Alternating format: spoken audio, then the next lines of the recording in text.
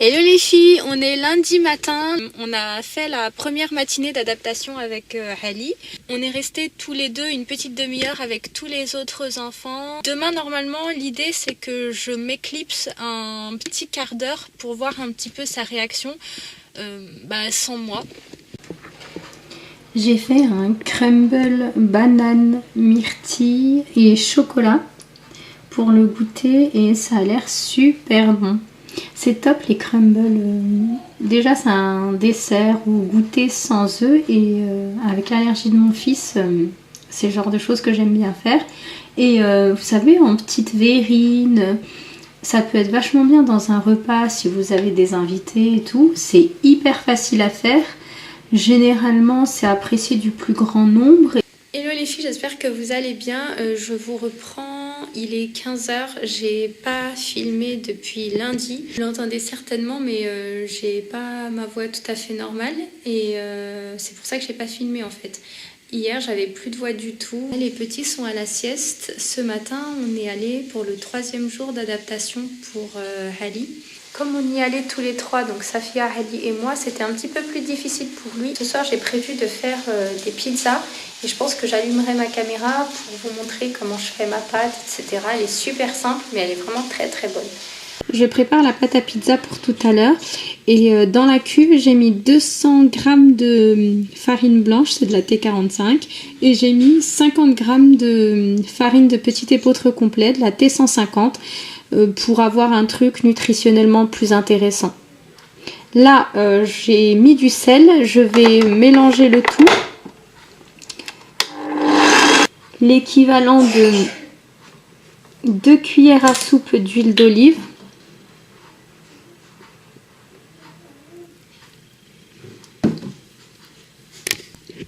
Et maintenant, je viens ajouter ma levure boulangère que j'ai diluée dans 180 ml de lait.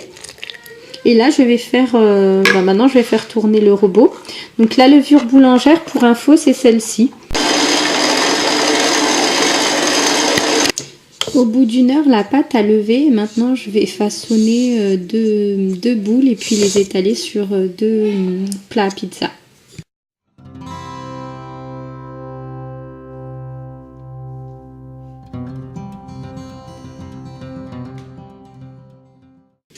Là, j'ai étalé mes pâtes, donc ça me fait 2 pizzas. Je les ai étalées assez finement, mais elles ne vont pas rester aussi fines puisque au four, elles vont encore un petit peu pousser. Je vais en faire une avec de la sauce tomate, du thon, des oignons grillés et évidemment du fromage. Et je vais en faire une autre avec de la crème fraîche, des pommes de terre, du poulet et des oignons grillés. Là, j'ai mis les bases sur les pizzas. Donc là-dessus, j'ai mis de la purée de tomate avec de la persillade, du sel, du poivre et de l'huile d'olive. Et sur celle-ci, j'ai mis de la crème fraîche. C'est de la crème fleurette avec de l'ail en poudre et du sel.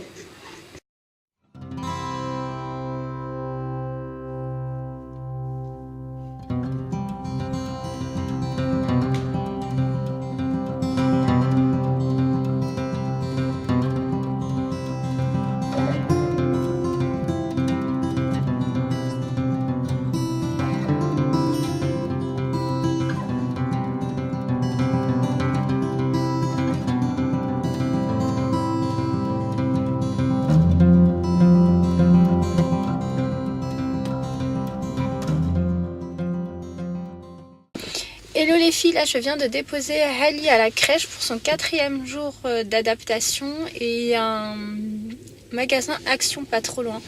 Donc là je l'ai laissé pendant une demi-heure et je me suis dit que j'allais profiter de cette demi-heure pour essayer de lui trouver un sac. Je sais qu'il est assez fan de la pâte patrouille et je pense que ça lui fera plaisir d'en avoir un.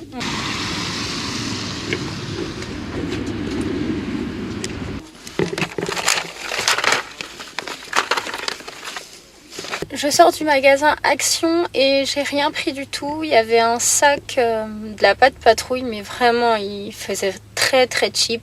Il était à 2,99 €, mais je vais essayer de voir si je peux pas trouver quelque chose de meilleure facture ailleurs.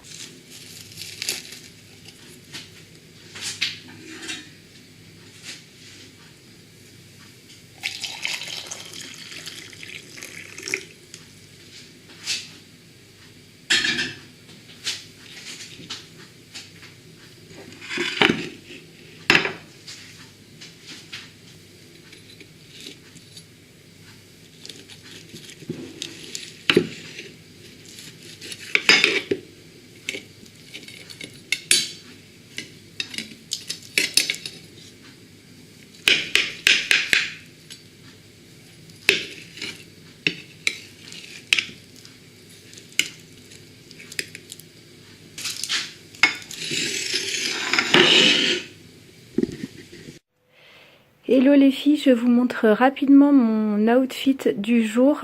Je filme avec mon téléphone. Je sais même pas si je pourrais exploiter ces images. Je vous montre brièvement. Là j'ai mon sac en cuir noir avec le rabat ici matelassé que j'ai acheté chez Minelli il y a peut-être 4-5 ans.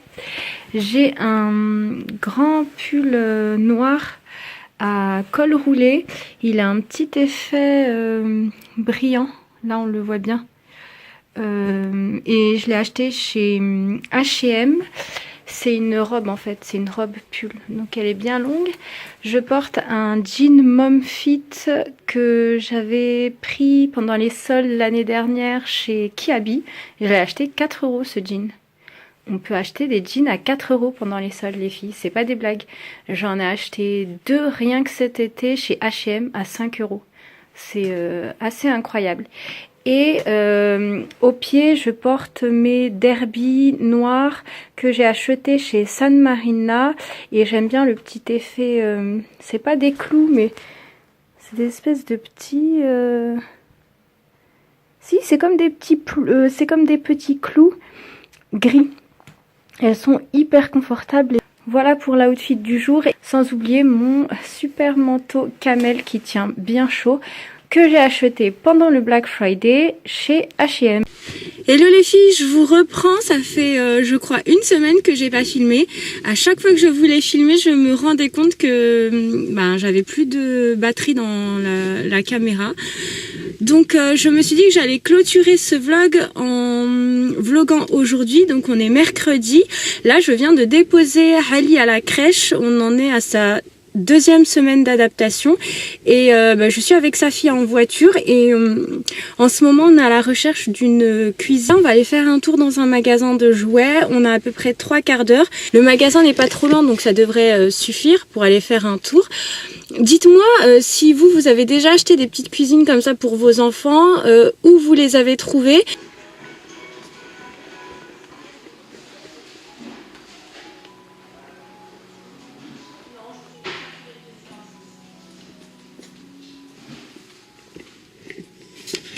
On sort de chez King Jouet et c'est hallucinant les différences de prix que j'ai constatées. J'ai pris une dinette pour Safia chez Stocomanie et je viens de voir exactement la même, mais exactement, hein, même packaging, même marque, qui était 2 fois plus cher chez King Jouet. Si vous le pouvez, si vous avez le temps, ne vous hâtez pas à faire vos achats comme ça dans le premier magasin que vous faites. Essayez vraiment de faire le tour. Parce que c'est quand même hallucinant les différences de prix, c'est dingue, c'est dingue.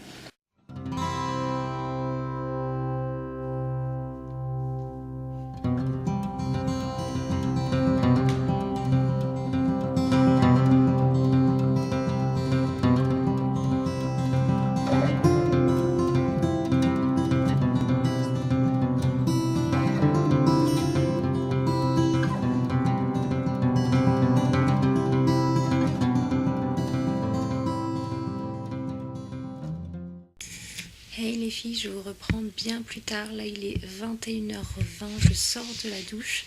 J'ai mis un peu de Cicalfate ici parce que j'ai des plaques rouges qui sont apparues. C'est très curieux, ça doit être le froid. J'ai mis un peu de Cicalfate, je vous reparlerai peut-être de cette crème qui nous a beaucoup aidé à lutter contre l'eczéma de Ali. Je vais lire un petit peu, donc en ce moment je lis J'ai découvert que j'étais mort. C'est de Cuenca, c'est un auteur brésilien contemporain. C'est un auteur brésilien qui a le vent en poupe. Je l'ai découvert avec ce livre, hein. C'est uniquement le titre qui m'a donné envie d'aller un petit peu plus loin. Je le trouve assez acide quand même. Il met beaucoup en avant les travers de la société brésilienne, plus précisément de Rio de Janeiro, puisque l'intrigue se passe à Rio. Et du coup je le trouve vraiment dur. Je vais clôturer ce vlog maintenant. Surtout n'hésitez pas à liker la vidéo et à la commenter, c'est un très bon moyen pour moi de savoir si le format vous plaît. Je vous laisse et je vous dis à très vite dans une prochaine vidéo. Bye.